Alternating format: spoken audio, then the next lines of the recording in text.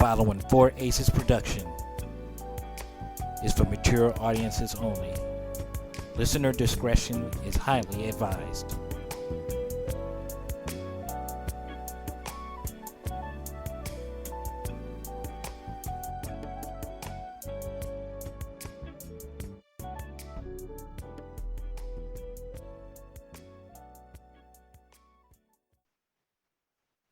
Hey, what's up, y'all? It's me, and I do not have a drip stick. I will never have a drip stick unless it's the fucking drip stick 2000, baby.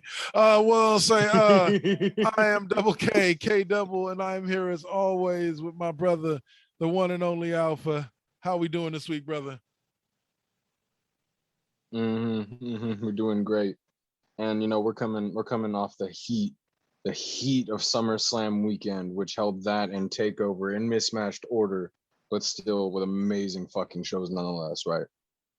Oh man, I tell you though, it was a great weekend in general. You know, we started off the weekend with Friday night, and what was to me a good go home episode of SmackDown, followed by what has been basically, I'll say for right now, easily a top 3 hottest topic, if not the hottest topic in pro wrestling today. And that was the debut of CM Punk in AEW. And I would say it was one of the best pops I've heard since I've been watching wrestling.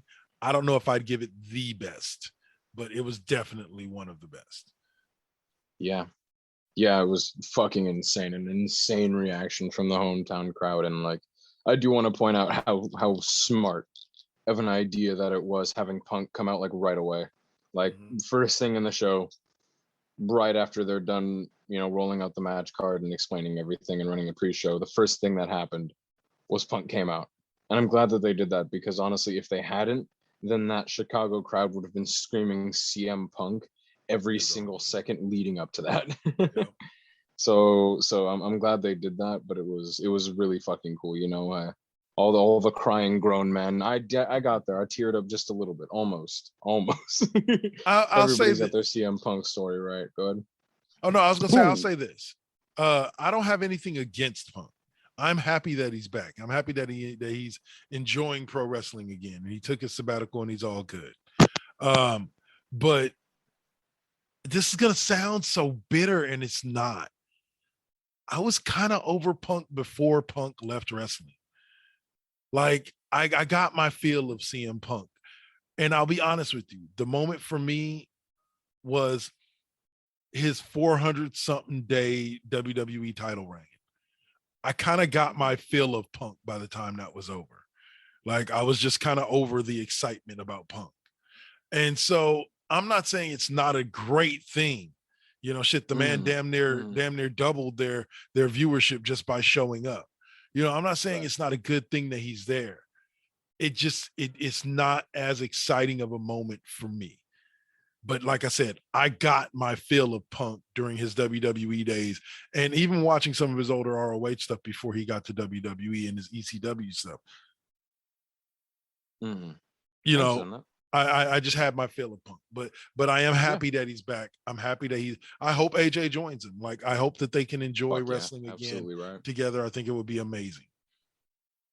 Yeah, man. I understand that point of view. You know, actually, I do understand that, you know, in retrospect, if you've been a hardcore wrestling fan and you've watched Punk's entire fucking career, all the way from his great string of matches in Ring of Honor, all the way up to his debut in WWECW, all the way up to his many world championship reigns, many. He is a guy that moves the needle. You know, I talked about people like Malachi Black, and they're not really moving the needle. This guy moves it.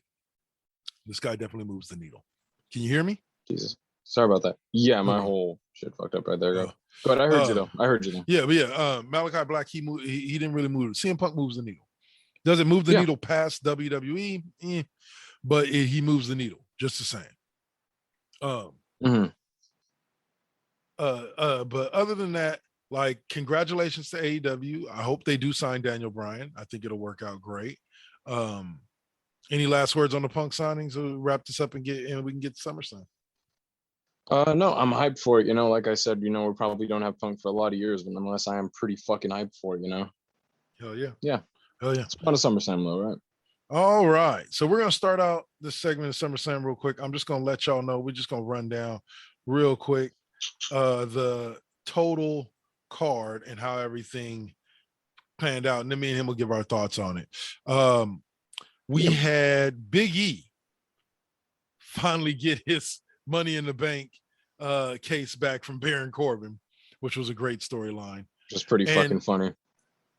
In order to warm the crowd up, and I thought they did a really good job with it, we opened with RKO or RK Pro winning the tag team titles off of AJ Styles and Almost. Yeah. And just like my boy Alpha here, months ago, I called on this show that RK Bro was going to be the ones to take the tag team titles from Omos and AJ. And here we stand today.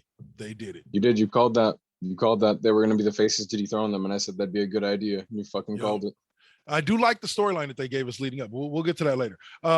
We had Alexa Bliss beat Eva Marie in what was a very interesting match.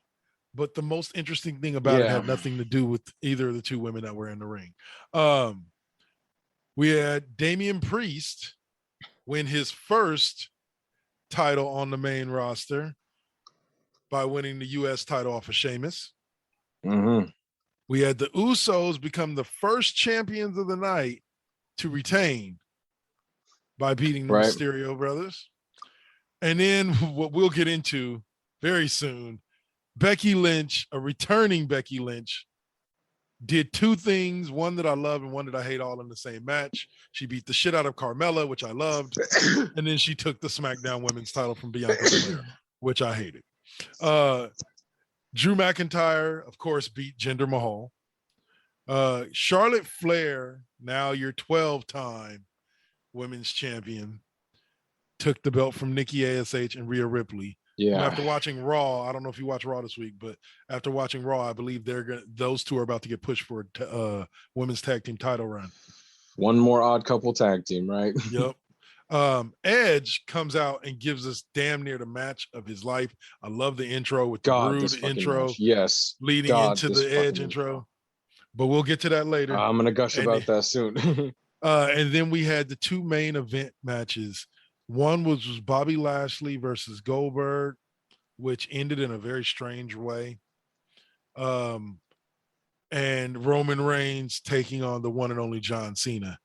And then, of course, as we'll talk about on the second half, a little bit on the second half of the show, the big surprise return that I won't talk about right now. But yeah. Mm-hmm. Now he just needs the cowboy hat. I'll just say that. Now he just needs the cowboy hat, just like we was talking about. Well, we're going to break into that. All right. Just so you know, a quick announcement on the show. So I went on a Marvel Unlimited and added to my library almost every Marvel comic book that involves Kang the Conqueror. Good shit. I'm going to get to read. Good shit. Good shit. All right. Study time. So let's open with, of course, what was the first match of the night, which was RK Bro winning the tag team titles. Styles and fucking Omos. Yeah, it was great to see it happen. Of course, if you know anything about the wrestling, everybody knew that AJ was going to take the pinfall, and he did. Yeah. But they made it look good, and they protected Omos by keeping him looking strong. And yeah, I thought it was a great match. It was a pretty well put together match. There weren't any specific spots that I loved more than anything, but honestly, RK Bro and fucking wrestle a fucking Sharon, I'd still find it entertaining. So well, for me, the one thing I love about RK Bro is Matt Riddle's you could feel his excitement for working with Randy Orton. Like he's truly excited to be working with Randy Orton. Yeah, it's pretty fucking funny. You can see it just in the way that they act. It's really fucking great. Let me see. Damien Priest, bro. It's about damn time. Yeah. This match. Like I said about Marvel last week with the What If, and we're gonna get to more of those next week. They've been good. Mm-hmm. It was like, man, really? Like you're taking y'all this long. This man's been hot since before WrestleMania, and it's taking y'all this long to put a title on him. But at least he got it. Mm-hmm. Yeah, man. No, I think. Sorry, go ahead. No, go ahead. Out of everyone that's really came up from NXT, I think Priest has adjusted like really, really fucking well to the WWE style. You know what I mean? Mm-hmm. Like out of everyone who's popped up, he's adjusted to the style really fucking well. Mostly on part of help by one Bad Bunny.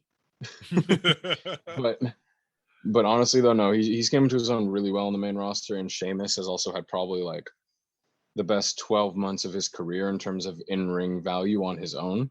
You know, I'm a huge fucking fan of Sheamus and his career, but I can say confidently this is probably, in terms of physicality, like the best 13, 12 months of his career.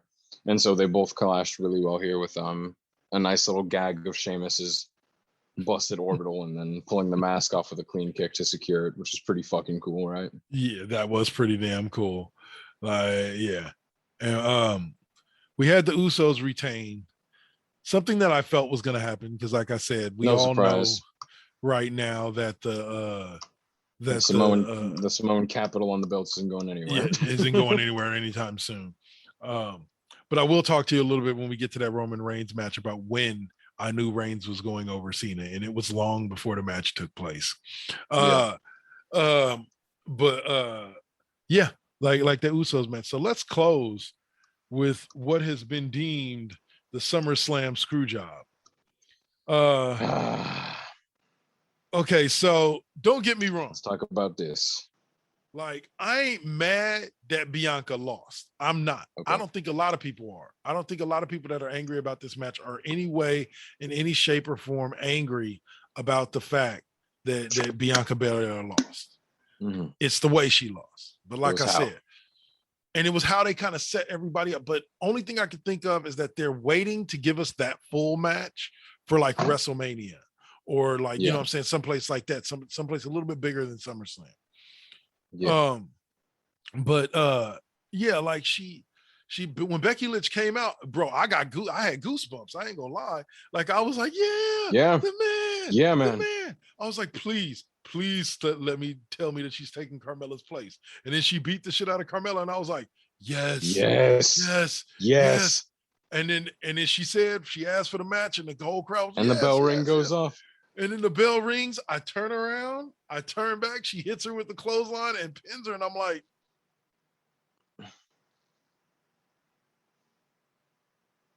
why? Why? Like, and what was funny was, what was most hilarious is that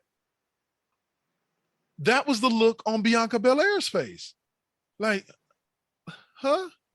Why? No, what? Why? Like, it just kind of left me stunned. What were your thoughts on that whole, what some call fiasco of a match? Stunned is a word for it. Yeah, that's a fucking word for it. Stunned. You know, they spent all this time building Bianca Belair up as the next big baby face in the women's division. They've done it amazingly. And if their goal here was to position Becky Lynch to be hated and to be the next big heel, then they fucking succeeded. Pretty much. Yeah. Yep. But 100%. That doesn't mean it was a good fucking decision. Yeah. To be honest.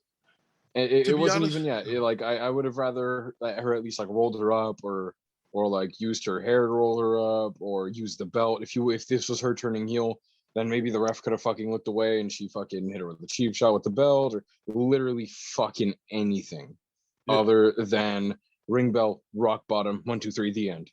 Clean win. Yeah. And that was the thing about it, is she went over clean. She went over clean. That's the problem. The best tweet response I saw to it was they gave her the Kofi treatment. And you know what? I can't argue. Literally. I can't argue because that's exactly what they did to her. Only way this is forgiven is if you pay it off with a rematch at SummerSlam. Or maybe the rematch is next month.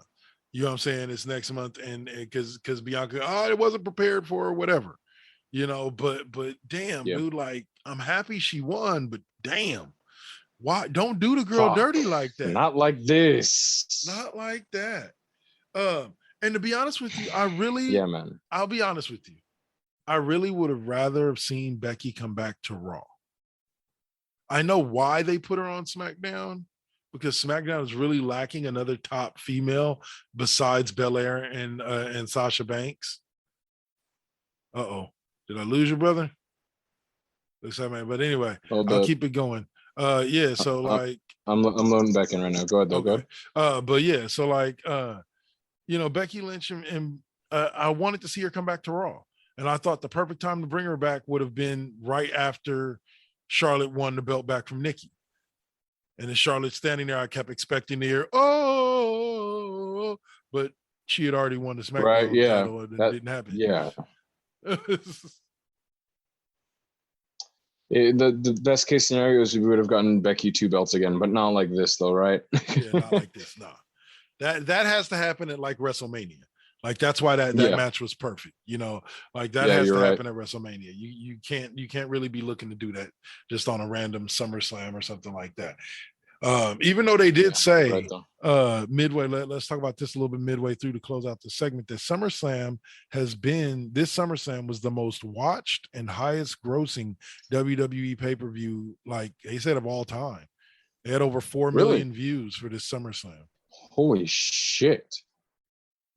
So fucking hell. And this is where people don't understand when I say Roman Reigns is the hottest thing in wrestling right now. The ratings for SmackDown prove it. Reigns is money. It's not that people, and you can back me up on this. People don't seem to understand the fact that being over isn't just about the crowd cheering for you. Yeah. Being over is about getting that heat, that Kevin Owens and Elias in Seattle heat. Like you know what I'm saying? Like that's what it's about. And Roman gets that kind of heat. And You're so right. Dime drawer. Exactly. So yes, of course, 4 million. You put Roman Reigns in the main event, 4 million people are going to tune in to see if that motherfucker loses. It's kind of like, okay, I got an even better comparison for you using sports. It's like Floyd Money Mayweather. The reason why every one of his fights makes 150, 200, 300, 400 million dollars and does millions of pay-per-view buys is because everybody is waiting for the day that dude loses. Yep. Everybody is waiting. I call it the Ric Flair effect. It's you draw people in and you are the draw just so people want to see your ass get beat and you slither away every fucking time. Just so you can draw them back in next time with the incentive that this might be the time you finally get that fucking ass beaten. Yep. It's the Ric Flair effect. And it's like, man, like, and so people don't really get it that yes, Roman Reigns is the hottest thing in pro wrestling right now. He just is. I'm sorry that you don't like Roman Reigns. I'm sorry if you hate Roman Reigns or you think he's a chode or whatever. But whatever you think about Roman Reigns, the bottom line is Roman Reigns is money. Mela ain't money, and I'm tired of hearing Mela say she money, but Roman Reigns is money. And I will admit that part of the reason why the ratings jumped so high was John Cena. That doesn't without a doubt. But I also think a lot of the reason why the ratings rose is because people thought for sure John Cena was going to be the one to take the belt from Roman Reigns. But we'll get to that match after the break. We'll get to that one. Yeah. But so far up to this point, SummerSlam was rocking. I felt like at this point in the night, the crowd was hot and just, it gave it all. It blew it off the roof with the last 3 or 4 matches. Yeah, absolutely. I agree. We'll get to those matches after the break. Right now, me and my boy Alpha is going to take a break, and we will holler back at y'all after that and talk more SummerSlam. No, we're going to talk we're going to talk like 2 more matches from SummerSlam, and then we're going to talk some history that happened takeover at NXT Takeover 36. So, history. We'll be back. And we actually called it here on this thing too. Yep. Peace. All right. You're listening to the Cheap Pop Podcast right here on the 4Aces Presents Radio Network. Spreaker.com, iHeartRadio, Spotify, Apple Podcasts, Google Podcasts, and wherever you may find your favorite podcasts. Hey listener, Dutch here from Voice from the Underground, the podcast. My co-host and I want to invite you to check out our little corner of the podcast verse. At Voice from the Underground, we talk about all the crazy happening around us and try to make a little bit of sense out of the nonsense with little to no results. If the idea of hearing three semi-intelligent, outspoken nerds talk about politics, social issues, current events, sports, movies, pretty much anything that we decide to talk about because, well, it's our show, appeals to you, grab your shovel and come on down to the underground, and then consult a qualified psychotherapist. Find us wherever you get your podcasts, just not where you buy your weed. Voice from the Underground. From the galactic depths of the comic book universe comes the ghosts of the stratosphere, ready to galvanize and energize your mind with the latest of comic book news and reviews. And why are you stopping me? Yes, that's much better. Hi, this is Andy Larson for Ghosts of the Stratosphere. Join me every week along with my co-hosts Rob Stewart and Chad Smith, as well as a cavalcade of fantastic comic book guests, as we dish out heaping helpings of the greatest and latest of comic book news and reviews. New shows posted every Tuesday with bonus shows every first Friday of the month. You can find us on iTunes and Stitcher under Ghosts of the Stratosphere, as well as on our website, www.gotstratosphere.com. Hope to see you soon, folks. And we're back. And as we do to start out every second half of the show, I get to point out the fact that, I got the pretty face. Mm-hmm. the face half of y'all tune in for. No, well, say, I am Double KK Double, and I'm here as always with Alpha, and we're talking WrestleMania or SummerSlam. So what's up, Alpha? Wrong one. Yep, I know I was about to say right. WrestleMania. We're going to be putting the cap here on our review of SummerSlam this year. We're going to be diving into probably the second shittiest match of the night purely for its ending once again. That being the triple threat between Charlotte Flair, Rhea Ripley, and our current champion, Nikki Almost a Superhero, correct? Correct. Well, and here's the thing with it. It was a shitty ending, but the match itself, Charlotte Flair, I was gonna say Charlotte Flair put on a show. Like it wasn't a bad match as far as I was concerned. But I just didn't like the ending. I just didn't like the ending, Yeah. I second that. She doesn't need the win. Yeah. She doesn't need the win. All this did was serve to put down Nikki further and further keep Rhea Ripley in this sort of middling nowhere in the women's division, both challenging for the title but never fucking winning it, or at least for a consistent basis, right?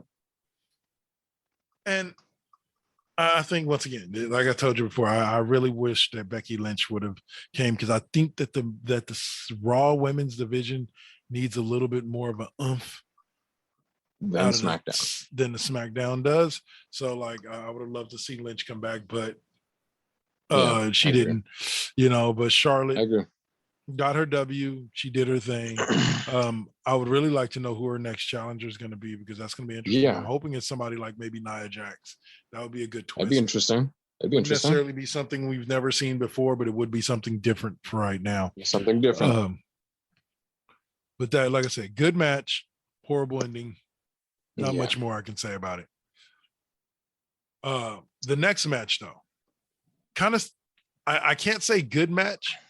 It was a good match considering the standards, considering that it was Goldberg. And the last match that we saw him in, he didn't exactly look that good. He didn't look bad, but he didn't look that good. I had to say that this match was, I don't know. I didn't like choppy. The way it ended. Yeah, it was choppy. I think it's getting to the point with Goldberg where even the good wrestlers can't necessarily carry him anymore. Like he's just like he's a little too sloppy in the ring. Yeah, Goldberg's always been a little sloppy like that. Goldberg's, like I said, Goldberg can't work. Goldberg's a character. He can't work. And that's not a dig at him. I respect him and everything he's done for the business, but Goldberg can't work. That's a fact. Yeah. And that's not aged too well. And I wish Lashley was somebody who was able to carry Goldberg to an amazing match, but he clearly is not. The match was choppy at best. You know, Goldberg came out and hit a few moves, which was like, other than a fucking spear and jackhammer, which was something. You know, he came out and hit something different, so I did actually notice that. But his whole every movement he made was a bit delayed, and they flubbed up a little the corner sequence like almost instantly. And honestly, though, no, with how it was sold, I would believe Goldberg is legitimately injured. So for what it's worth, they sold it fucking well. And, you know, it is kind of funny how, like, it ended the way it did. You know, it ended with ref calling it off, but more importantly with Lashley putting the hurt lock on Sunberg, and then fucking MVP losing his shit, like not realizing at all that was, or completely fucking realizing it, and he was just beating a fucking kid. His shock expression was pretty fucking funny, so that was pretty cool. Yeah. That was like, that was the part that kind of turned me off. It was like when Youngberg got into Youngberg the ring, and I looked up and he had him in the hurt lock. I was just like, and here's why it disappointed me. It's obviously means that they're setting up for another match between Lashley and Goldberg down the road. Yeah, that was the most disappointing. One of two. Right. This is not over yet, because if it was over, they would have never involved his son like that or anything like that. So it sucks.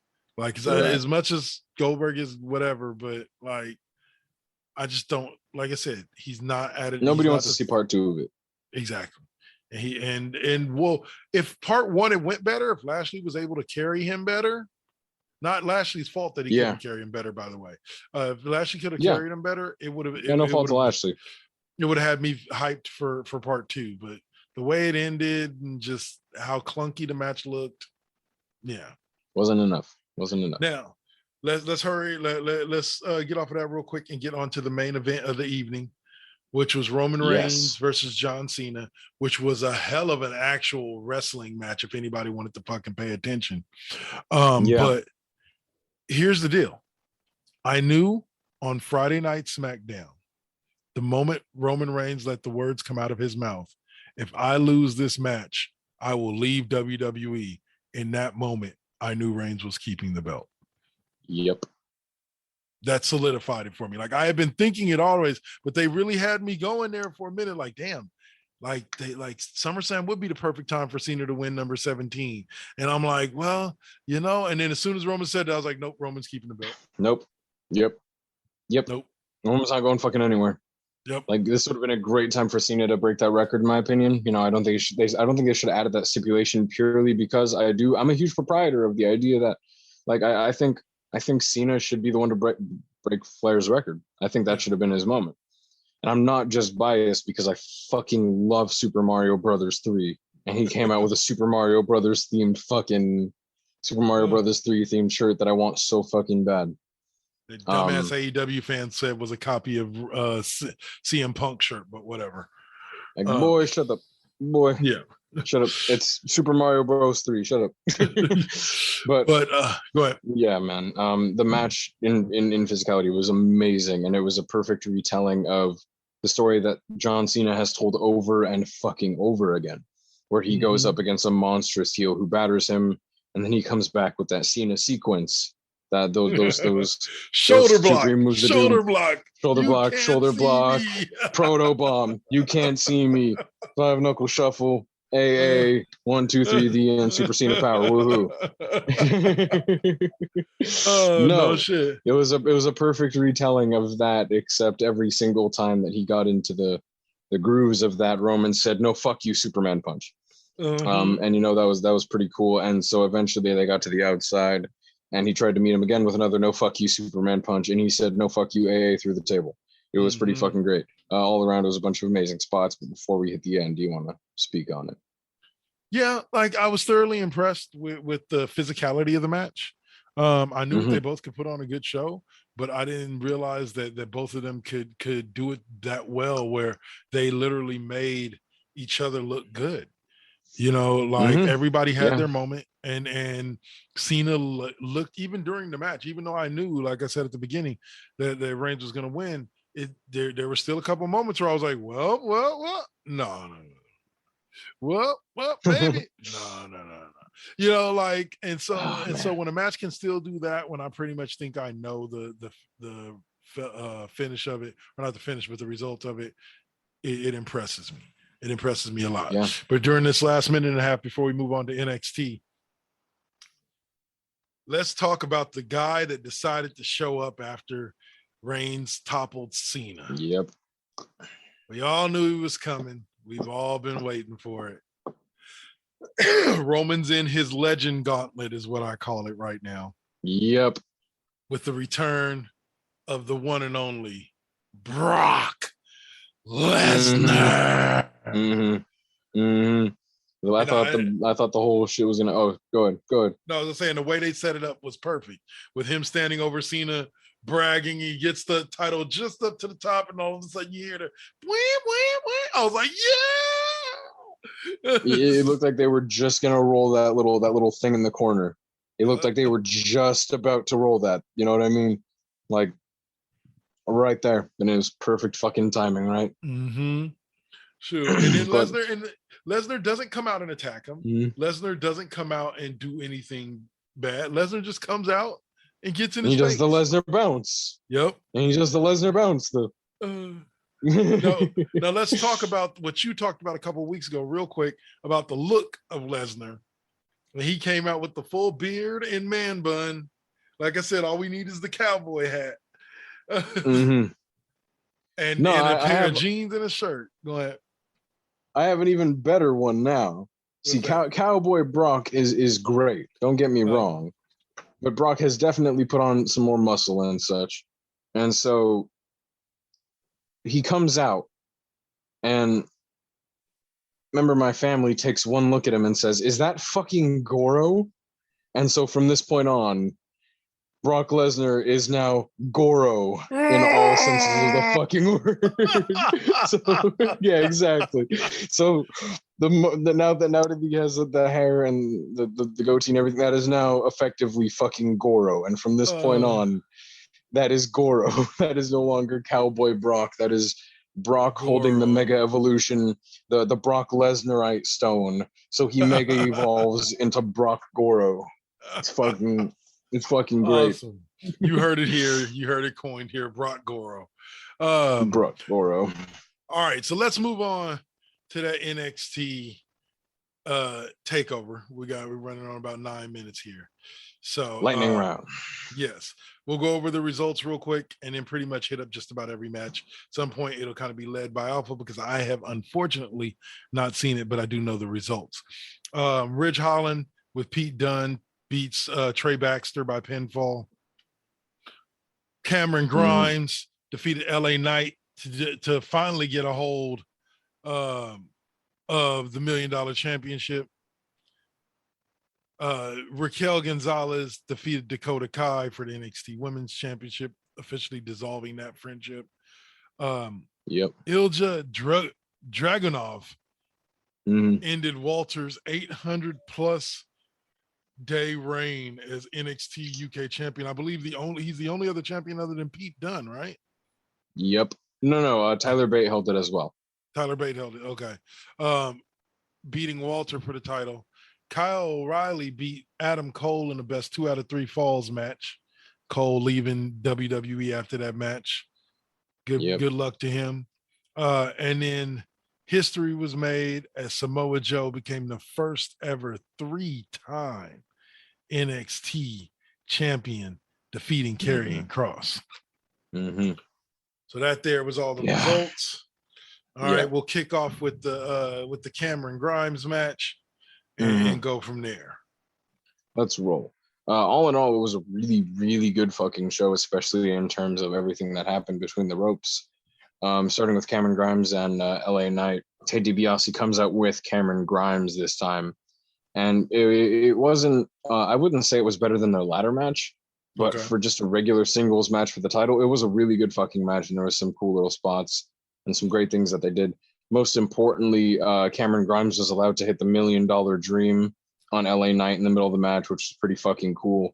And then in the middle of it, he throws LA Knight out, and then LA Knight is put into $1 Million Dream by Ted DiBiase, who promptly throws him back in the ring. Then ducks the ref again, hitting fucking LA Knight with the $1 million title. And then Cameron Grimes gets the big old fat fucking dub with some good comeuppance on the part of LA Knight. It was a pretty fun little fucking match, and it was good to see Cameron Grimes finally go over. A good cap to that feud. Yeah, absolutely. Ended exactly where you thought it would, right? Yep.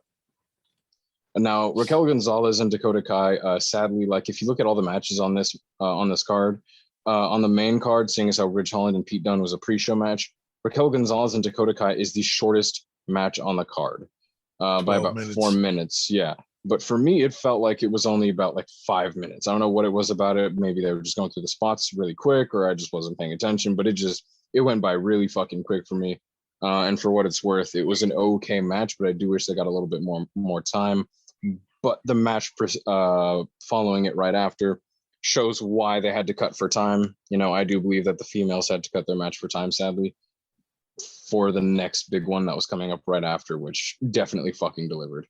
Ilya Dragunov versus Walter for the first time around was an amazing match. If I'm not mistaken, it walked out with match of the year for that year.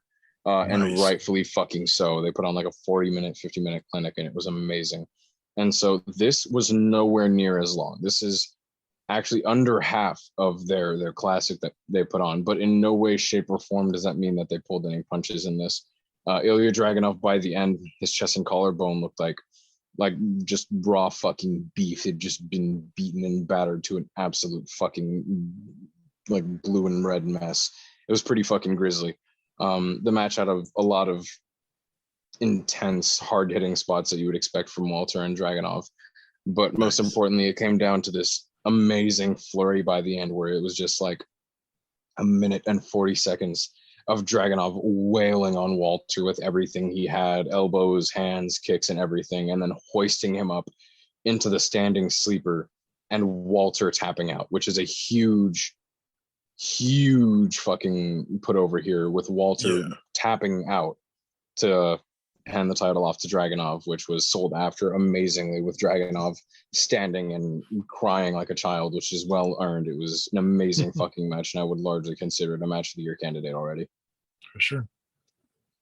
And then Kyle O'Reilly and Adam Cole in 3 stages of hell.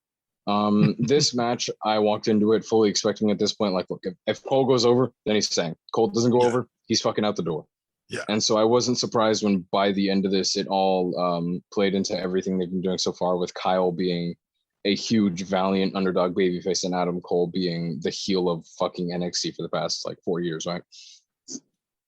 So the first match was singles contest, and O'Reilly won with a roll-up, which they didn't really like play into it too much, but it was still pretty fucking cool. And the next match was a street fight, which I fucking love. And this is where a lot of the match took place at, with a lot of pretty cool fucking spots as always. And Adam Cole took this dub with a last shot, if I'm not mistaken. And then it came into the steel cage where eventually and inevitably Kyle O'Reilly walked out with the big fat dub, securing, in my mind, and for a lot of people pretty instantly, that, yeah, Adam Cole's on his way out. Yeah, for sure. And then finally, we have the main event. This is what I came to see. This is what I tuned in for. Samoan Joseph kicking dicks. Samoan Joseph. But man, before anything, I do want to say that there is a massive hit in presentation to Karrion Kross without Scarlett. I didn't really realize it on his first run around, but for his entrance here, it's really made me realize that even without the shitty gimp gear that they put him in on Raw, and you just let Kross come out, on his own into his music without Scarlett, he has a lot of mystique that is lost. Yeah. And I've talked about this before over and over again. The importance of the manager to a character, especially to someone who doesn't talk a lot, is absolutely fucking crucial. It is integral. And this is that personified. He has no heat now, even less than he did before. And that really fucking sucks. And so this is one of those cases where it was like, well, walking into it, I feel like they had to put the fucking title on Joe. They needed to salvage this reign at this point. And that's in no way saying that, like, the optimal fucking choice isn't Joe winning, because more than anything, I want to say right now, the past few months have built up Samoa Joe to be the fucking hero of NXT. And there is no better way to build a babyface than as valiant and badass as Samoa Joe's current run. And so right now, in my opinion, Samoa Joe is one of the best babyfaces in wrestling right the fuck now, because he is one of the most believable and badass faces I've seen in a minute. And so I'm really happy that he's first ever third-time champion now. And even if it wasn't like an amazing stellar match like his match with Gargano, I do believe Cross put on a good show here with Joe, and I do believe it is worth watching. I will definitely be going back to watch it. I just didn't end up having the time to do it before we got together today. But yeah, like I was thoroughly impressed with the results. I can't wait to watch the matches. NXT 36 looked like it blew the roof off the house, like most NXT takeovers do. And yeah, I can't wait to watch it. Highly recommend. All right, I want to say, so we got, oh wow, we're down to under a minute. So we're gonna go ahead and wrap it up. And I'll say this, bro. In the weeks to come, we got a lot more to discuss. I think by the time we do our next comic book episode, it'll be after All Out. Yeah. So we should be reviewing that. Punk's debut against Darby Allin, etc. When it comes to the wrestling world, life is good right now. Why so many people choose to hate on one company or another is beyond me, because guess what? There's enough for everybody. I'm going to kind of give a last thought, then I'll turn it over to you to give the last thoughts. I was talking to somebody earlier today, and I saw this dude, and he said Tony Khan saved pro wrestling. And I said, sir, that's a bit of hyperbole there. Tony Khan did a great thing by giving the true hardcore fans an alternative to WWE. But to say that Tony Khan saved wrestling is to pay disrespect to the likes of ROH, Impact Wrestling, New Japan Pro Wrestling, etc., who have all been viable alternatives to WWE for a long time for us hardcore fans. So I would ask that you not insult them like that, while not taking anything away from Mr. TK and what he has done for the wrestling world. He did not save wrestling. He may have saved wrestling for individual people, but he did not save wrestling as a whole. WWE has never, ever been the only option. Alpha, last words for him, brother. Yeah, I agree wholeheartedly. I feel that. But you know how it goes, my people. We'll be back again later. We'll be back again next week to talk some Marvel. We'll be pumping up 2 episodes of What If at that point. So we're going to be talking about the 2est new episodes of What If at that point. We're going to come at you with some new projects at that point. No Way Home trailer. As always. The No Way Home trailer. Goddamn right. Heed my warnings. Be safe, my people. We'll be back again. Peace. Peace.